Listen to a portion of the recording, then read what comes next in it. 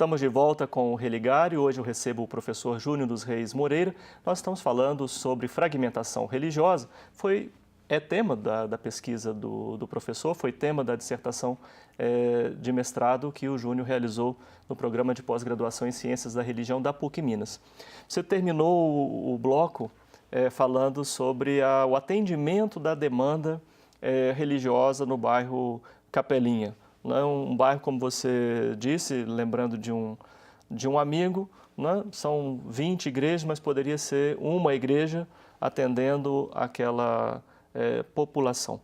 Que demandas religiosas você identificou, né? E pelo que você falou, aquelas igrejas sim atendem à demanda religiosa local. É o que, pelo menos, dá para a gente pensar. Essa talvez seja a parte mais delicada do trabalho, né? Porque afirmar que as igrejas atendem, ou pelo menos pensar que as igrejas atendem às demandas, né? É um trabalho que tem que ser, que foi e precisa ser muito, muito cuidadoso. Através dos dados do IBGE, a gente conseguiu identificar o perfil do bairro, né? Que bairro que é esse? O bairro da periferia de Betim, mas também um bairro com o nível de escolaridade relativamente baixo, com o nível de renda também relativamente baixo. E pela pesquisa no local e pelos dados do IBGE, a gente conclui que é um bairro, que é um local em que provavelmente, né, se dá com tem muitas necessidades, talvez, às vezes, até mesmo pelo perfil econômico que se apresenta ali no bairro. O que a gente percebe nas igrejas, né, nos cultos e nas reuniões?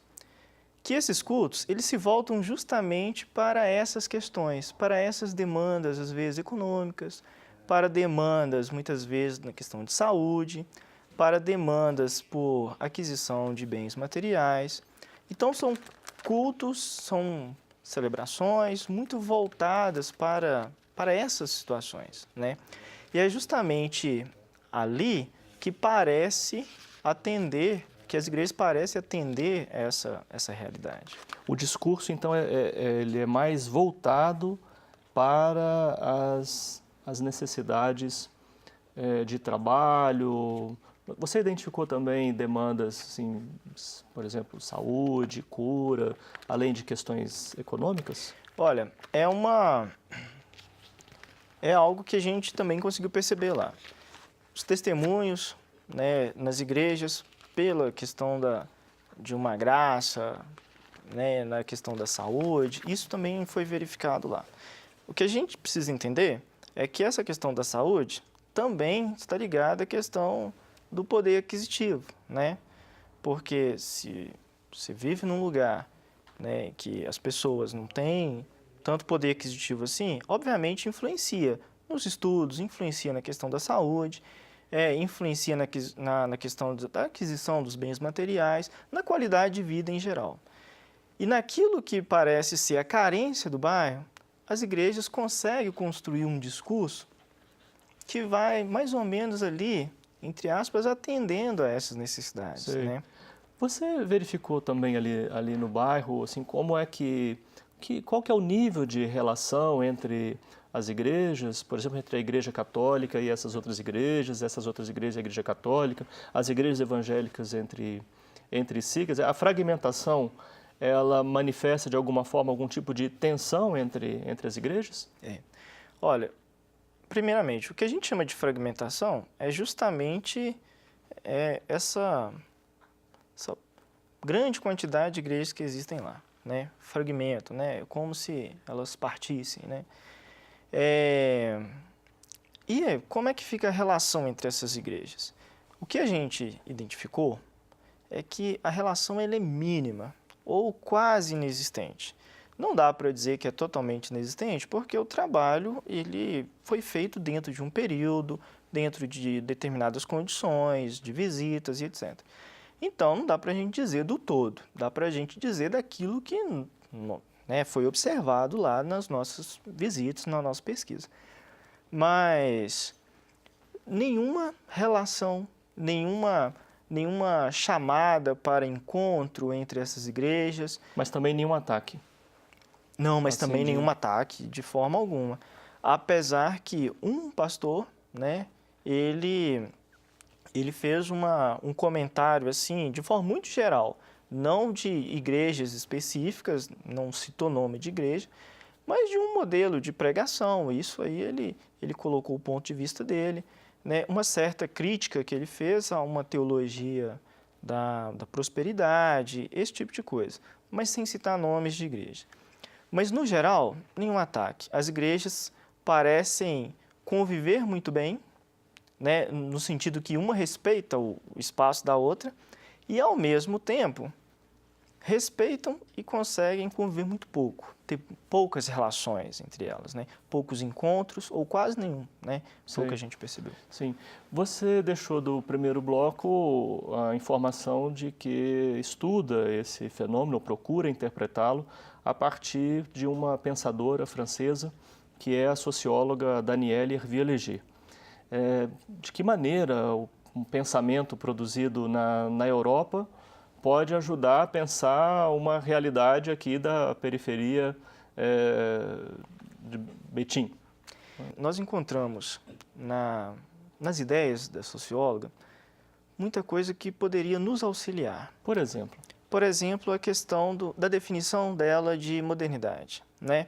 Que, na verdade, não é uma definição dela, mas que ela trabalha.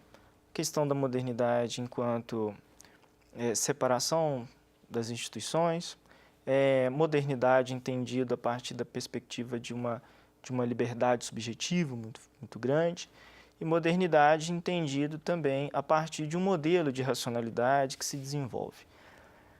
Bom, outra coisa também que a gente percebe, né, que a gente, de certa forma, se apropriou do pensamento dela, é a ideia da religião contemporânea está muito voltada para a questão da emoção.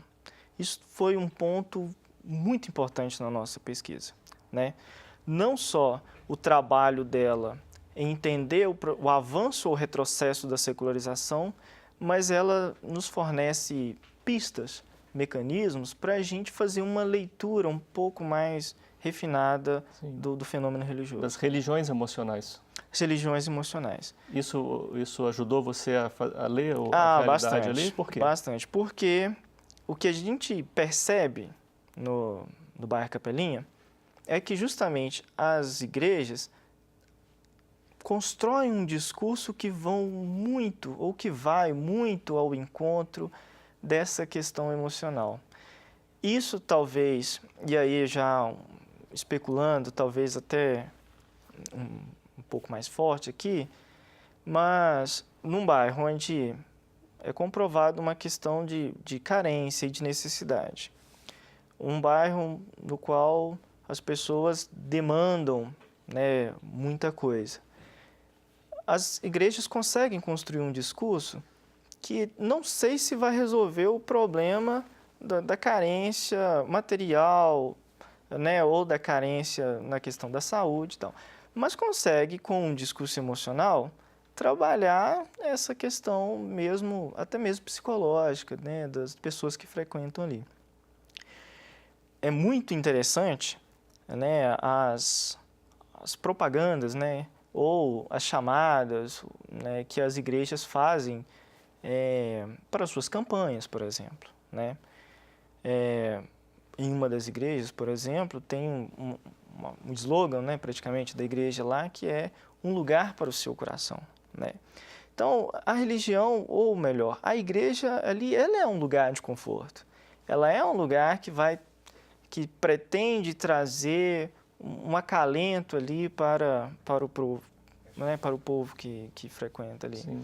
Então, de certa forma, não querendo adequar totalmente o pensamento de Hervieux-Léger à realidade do Capelinha, mas é quase que uma inspiração para a gente entender que ali também, ao modo do Capelinha, existe sim uma religião emocional, uma religião que se pauta pela emoção, né? Que atende... E uma religião também centrada no indivíduo, porque entre aquelas características que você colocou da modernidade, que a autora sugere, a centralidade do indivíduo, assim, são práticas religiosas voltadas para o atendimento de demandas individuais? Essa é uma coisa que a gente pôde observar também, né?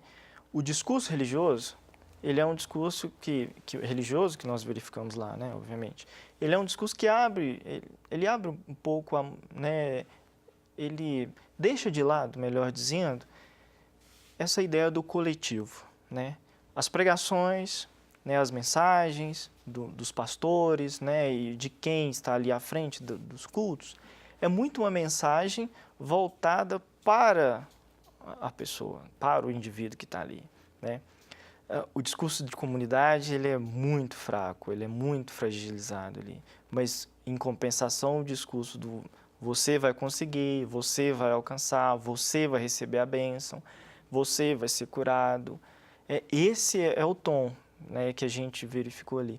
Então é um discurso religioso que se volta muito para o atendimento das necessidades individuais, subjetivas, né, das pessoas que frequentam ali. Eu quero agradecer a sua participação e quero lhe dar os parabéns por essa pesquisa. Já são muitos anos, né, que você se dedica a esse tema. Parabéns pela conclusão do seu mestrado e sucesso para a continuidade dos trabalhos. Eu que agradeço. Obrigado. O Religare é um projeto de extensão do programa de pós-graduação em Ciências da Religião da PUC Minas. Para saber mais sobre o nosso curso de mestrado e outras atividades, acesse a página www.pucminas.br/ppgcr. O Religare de hoje fica por aqui. Obrigado pela sua companhia, um abraço muito cordial e até a próxima semana com o novo Religare Conhecimento e Religião.